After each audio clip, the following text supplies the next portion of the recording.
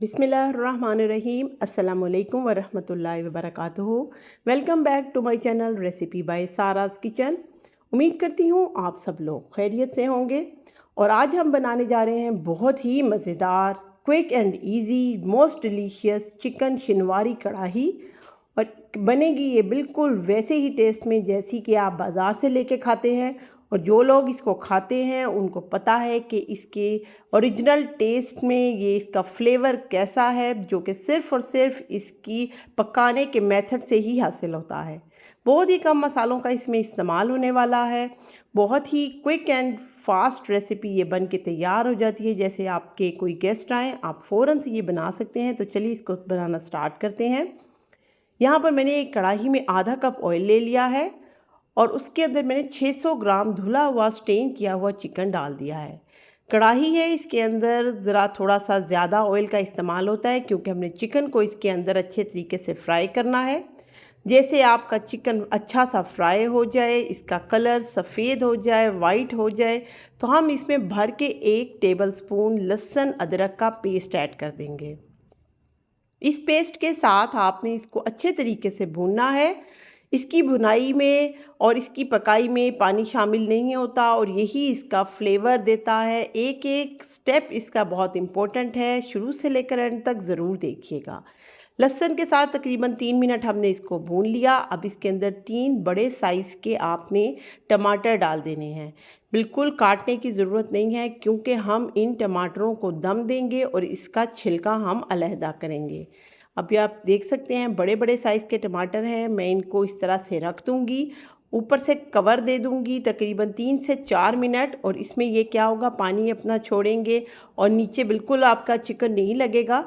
तकरीबन 4 मिनट बाद मैंने इसको ओपन किया है और आप देख सकते हैं कि टमाटर बिल्कुल सॉफ्ट हो गए हैं, उनका पानी भी छूट गया है।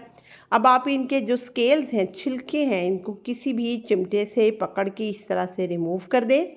बहुत ही आसानी के साथ ये रिमूव हो जाएंगे, कोई प्रॉब्लम नहीं होगी। 1 बाय 1 करके आपने सारे स्केल्स रिमूव कर देने हैं। अब ये जो छिलकों के बग़ैर इसका गूदा है, ये बहुत ही अच्छे तरीके से मसाले का पार्ट बनेगा। और ना हमने इसमें प्याज शामिल किया है, तो ये सिर्फ़ और सिर्फ टमाटरों के अंदर ही, इसी मसाले के अंदर जो है ना, इस कढ़ाई का फ्लेवर आता है। अब इसको आपने भूनना है अच्छे तरीके से ताकि ये जो टमाटर हैं सारे अच्छे से मैश हो जाएं और ये पार्ट ऑफ मसाला बन जाए। तो ये देखें, मैं इसको अच्छे तरीके से भून रही हूँ। तकरीबन यहाँ पर आपको 3 से 4 मिनट इसकी भुनाई करनी पड़ेगी। टमाटर बहुत सॉफ्ट हो चुके हैं, ये फ़ौरन से ही जो है ना मैश हो जाएंगे और बहुत अच्छे से मसाले की लुक देंगे। जब ये अच्छे से मैश हो जाए और बिल्कुल मसाला बन जाए, तब हम इसमें अपने मसालों का इस्तेमाल करेंगे, जो कि बहुत ही कम मिकदार में इस्तेमाल होने वाले हैं। नमक आपने 1 चम्मच इसमें ऐड कर देना है, अपने टेस्ट के अकॉर्डिंग भी कर सकते हैं। कुटी हुई लाल मिर्च आपने 1 टीस्पून ऐड करनी है। काली मिर्च का पाउडर वो भी तकरीबन 1 टीस्पून ऐड कर दें और उसको हिला लें ताकि ये नीचे बिल्कुल ना लगे।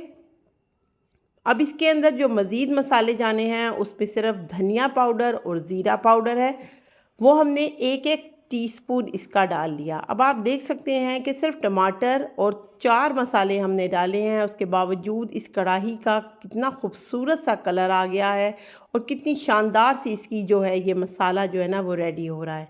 तो बस आपने मीडियम आंच के ऊपर इसको पकाते जाना है, कोई पानी का इस्तेमाल इसमें हम नहीं करेंगे।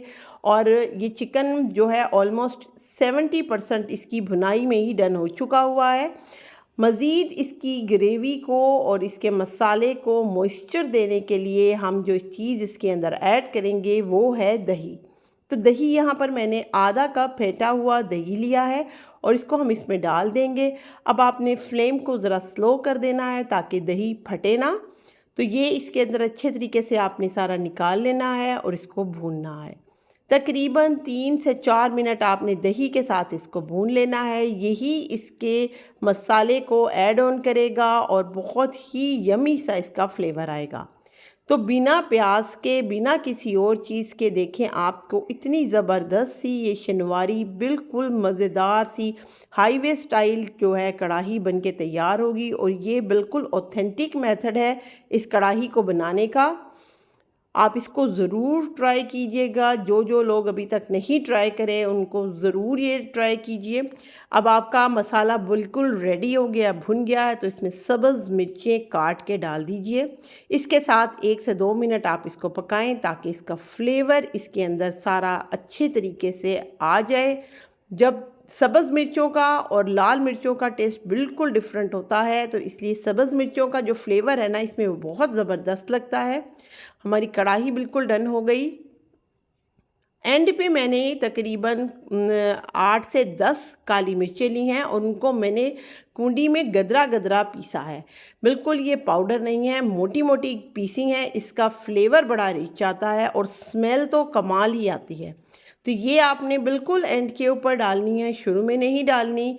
थोड़ी सी आपने अदरक काट के डालनी है, जूलियन कट, और सब्ज़ धनिया इसके ऊपर स्प्रिंकल कर लें। माशाल्लाह हमारी कढ़ाई रेडी है। इसको प्लेट में निकालें और इसको रोटी नान के साथ सर्व करें। मैंने तो रोटी के साथ इसको खाया है। बहुत टेस्टी फिंगर लिकिंग ये रेसिपी है, इसको ज़रूर ट्राई कीजिएगा, हाईली रिकमेंडेड है। रेसिपी आपको अच्छी लगी हो तो प्लीज़ लाइक शेयर ज़रूर कीजिएगा और चैनल को हरगिज़ सब्सक्राइब किए बगैर ना छोड़िएगा। तो मिलते हैं नेक्स्ट वीडियो में किसी मज़ेदार सी इसी तरह की ज़बरदस्त सी रेसिपी के साथ। तब तक के लिए आप अपना बहुत बहुत ज़्यादा ख्याल रखें। ढेरों दुआओं के साथ इजाज़त चाहती हूँ। अल्लाह हाफ़िज़।